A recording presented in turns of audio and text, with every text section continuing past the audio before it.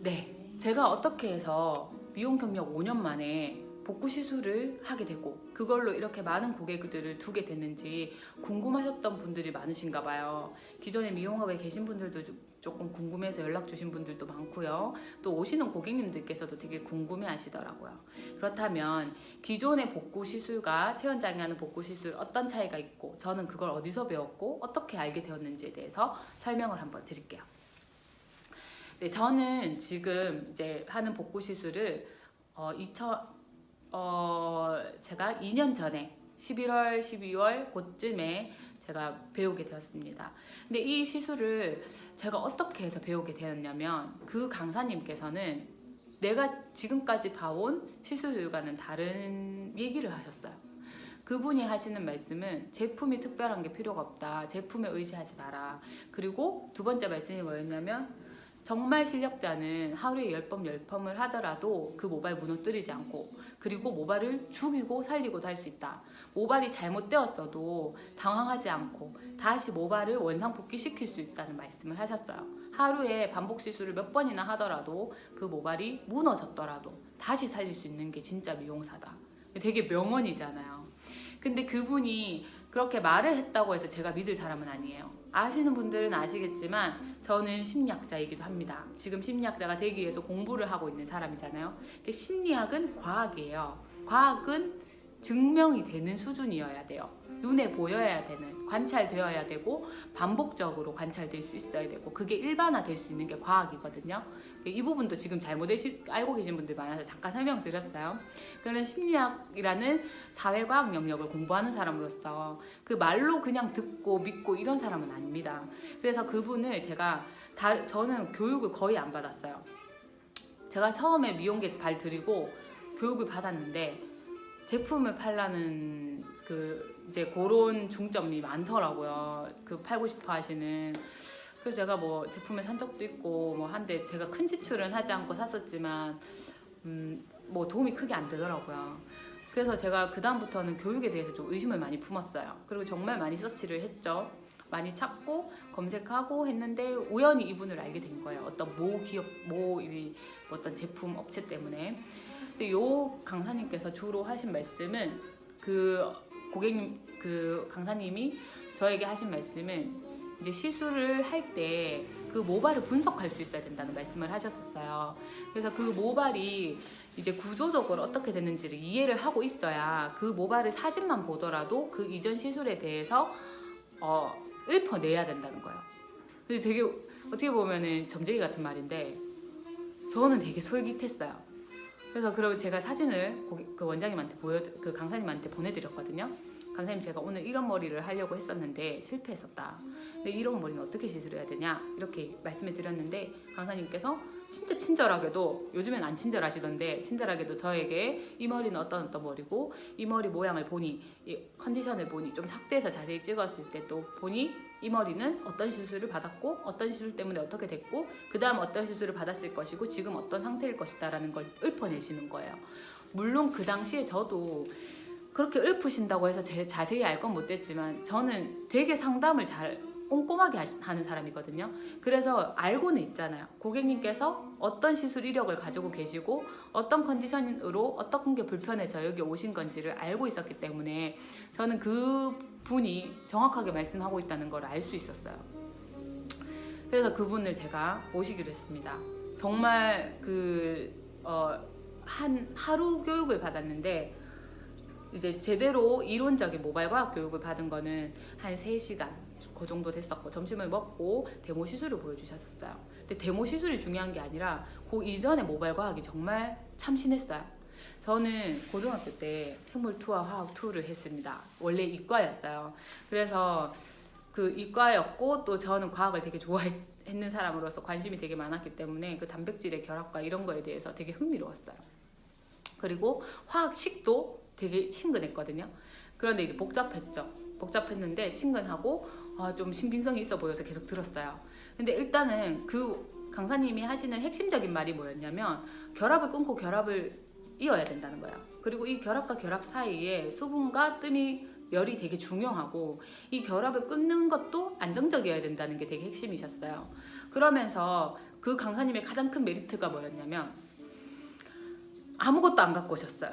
그냥 칠판 하나 갖고 오셨거든요. 그리고 설명을 다 하시고 난 뒤에 매장에 뭐가 있냐는 거예요. 그래서 제품을 다 가지고 와보래요. 그래서 약품을 이렇게 다 보는데 저는 그때 처음 알았습니다. 다 똑같은데 이름만 다른 약을 가지고 있다는 거를.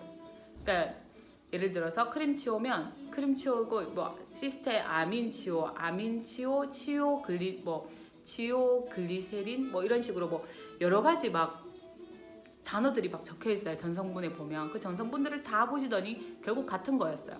그냥 이제 배합이 어떻게 됐고 정제수가 얼마나 들어가 있고 그게 농도가 어느 정도이냐에 따라서 다른 거지 결국 다 똑같은 약이더라고요. 거기서 가장 중요한 제가 가지고 있어야 되는 복구를 하려면 가지고 있어야 되는 시스테 아민이 없더라고요. 아민 계열 펌제 자체가 찾기가 어려웠어요. 근데 없었는데 겨우겨우 한 개 찾았어요. 그 구석에 있는 걸로. 그거랑 그 다음에 이제 제 그냥 액상치오, 크림치오 이런 식으로 그 정말 기본 성분을 보시고는 딱딱딱 셀렉하시는 거예요. 근데 이제 제품을 우리가 흔히 아는 펌제를 한 번 도포하는 게 아닌 거예요. 여러 번 도포하시는데 그 펌제 한 가지를 한 번 도포하고 두 번 도포하고 아니고 무조건 믹스해서 도포하시더라고요. 이게 농도 조절을 하신다고 하더라고요. 그래서 생수 가지고 정제수 있냐 하길래 정제수 없죠. 저는 뭐 정수기 없어요. 생수를 썼거든요. 그래서 생수하고 해서 적절히 배합을 해가지고 그 농도를 조절해서 시술을 하시더라고요. 근데 거기서 이제 그래 뭐 펌을 시술을 할 때 연화를 보는 거는 되게 많이 봤는데 연화 보는 방법도 되게 독특했어요. 뭐 로트 테스트 이런 것도 없이 어떤 다른 방법도 가르쳐 주셨는데 그 부분이 그때는 제가 로트 테스트 아니고는 뭐볼 방법이 없었는데 지금에 와서 보니까 저도 그렇게 보고 있어요. 아, 이 정도면 진짜 잘 됐구나.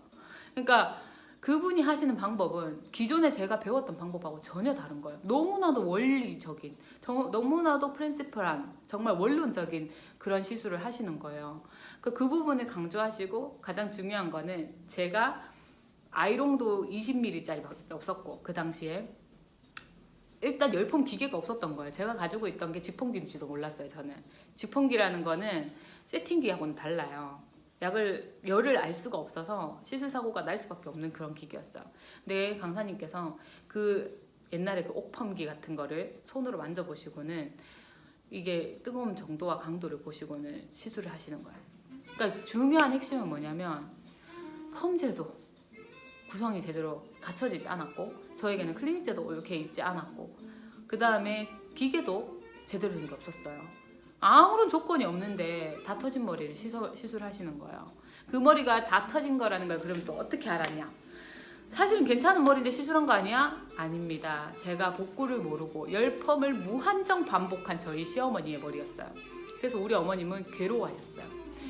이 본인도 미용사지만 며느리를 위해서 머리를 여러 번 대주셨는데 머리가 완전 본인 주변에 있는 미용사들이 볼 때는 정말 와 저거 뭐 밀어야 답 아닌가. 아유 머리 왜 그래 진짜 머리가 왜 이렇게 수세미가 됐어. 네, 이런 수준의 머리였어요. 근데 그 머리를 어떻게 변화시켰냐면 제가 사진을 띄워드릴게요. 이런 머리를 이렇게 찰랑찰랑하게 변화됐어요. 너무 신기했던 거는 뿌리까지 다 눌려 있었는데 뿌리에 볼륨이 올라가는 거예요. 그러니까 제일 중요한 건 뭐냐면 제가 기존에 알던 복구 시술들은 뭔 제품이 있어야 된다는 거야. 무조건 뭘 있어야 되고 무슨 어디 제품이 있어야 되는 거예요. 근데 이분은 아니었어요. 이분은 상비예요. 상비. 정말 필요한 경우가 있어요. 정말 급경화, 급상성화 시켜야 되는 경우가 있어서 그런 경우에 쓸만한 정말 최소한의 저도 1년 내도록 가도 그런 약 꺼내기가 정말 뭐 거의 없어요. 거의 진짜 뭐 정말 기술이더라고요. 진짜 아무것도 없는 거예요. 아무것도 필요한 게 없고 아무것도 필요한 기계가 없는 거예요. 그냥 있으면 있는 대로 맞춰서 다 할 수 있는 거예요. 그때부터 시작이었습니다. 네, 물론 그분에게 배운 분들이 무한정 많아요. 근데 저는 되게 위험을 즐기는 사람이어서 그때부터 그분이 했는 걸 어떻게든지 그 메커니즘을 알기 위해서 저는 그때부터 매일매일 연습을 시작했어요. 근데 고객님들 머리를 상대로 장난을 칠 수 없으니까 가족들을 많이 사용했죠. 가족들 많이 이용하고 그 다음에 이제 고객님들께도 많이 권해드렸어요. 제가 이런 기술을 배웠는데 한번 해보시겠어요? 그때부터 하면서 뭐 얼마 안 됐잖아요. 1년에서 1년 반 정도 지나는 기간 동안에 엄청나게 발전한 거예요. 한 몇 달 새에 쭉쭉쭉 올라가는 거야. 그럼 왜 또 불안하잖아요. 몇 달 새에 가졌다고? 그러면 또 위험한 거 아니야? 근데 이게 또 다른 분들하고 또 다른 게 있을 거예요. 뭐냐면 저는 자격증을 따고부터 이 파마의 메커니즘을 알기 위해서 오만 위험을 다 감수했어요. 분명히 이 영상을 보시는 분 중에서 제가 만난 최악의 조건 5분이 이걸 보시는 분이 있을 수도 있어요. 근데 정말 그때는 잘 몰라서 너무나도 많이 터뜨렸던 그런 머리들이었는데 이 자리를 비워서 그분들께 너무 죄송하다는 말씀을 드리고 싶어요. 오시면 공짜로 해드리겠습니다. 근데 그분들의 머리를 그렇게 만들어 드리고 제가 어떻게든지 수습하려고 하는 과정 중에 제가 배운 게 너무 많았고, 또한 저는 시술 사고를 냈을 때 시술 사고를 넘어가는 사람이 아니었어요. 제가 책임질 수 없으면 책임질 수 있는 사람에게 소개를 시켜주거나 아니면 그에 합당한 대응을 다 해드렸어요. 보상을 해드리고, 그 다음에 아니 뭐 돈이 됐든 시간이 됐든 시술이 됐든 그렇게 하면서 계속해서 저희 고객들은 다 유지가 된 거예요. 저하고 관계가. 그런 식으로 이제 시술을 하고 책임지는 시술을 해왔었거든요. 어쨌든 저는 모든 과정을 다 봤던 사람이에요.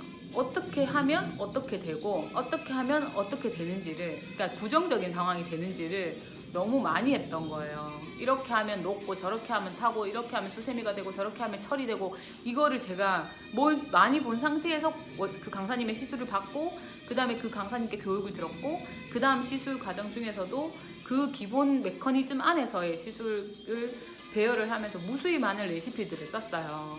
레시피 책이 있어요. 저한테 공책이. 무슨 머리에 누구 고객님 머리에는 어떻게 시술했고 어떻게 했더니 어떻게 되더라. 그 다음에 2차 시술 어떻게 했더니 어떻게 되더라. 그러면서 모발마다의 그런 메커니즘을 찾기 시작한 거예요. 제가. 그러면서 복구가 된 겁니다. 복구가 되고 복구의 발을 진짜 완전히 들이게 되고 갑자기 많은 시술을 하게 된 거예요. 그러면서 이제 안정적인 시술의 방법을 찾아가기 시작했어요. 제가 이런 얘기를 하는 이유가 뭐냐면 제가 복구 클리닉을 안 하는 이유에 대해서 너무 많이 얘기를 해야 되는 거예요. 고객님들께. 그래서 이 영상을 보시고 이해하시면 제일 제가 편리하겠다는 생각에 영상을 찍었습니다.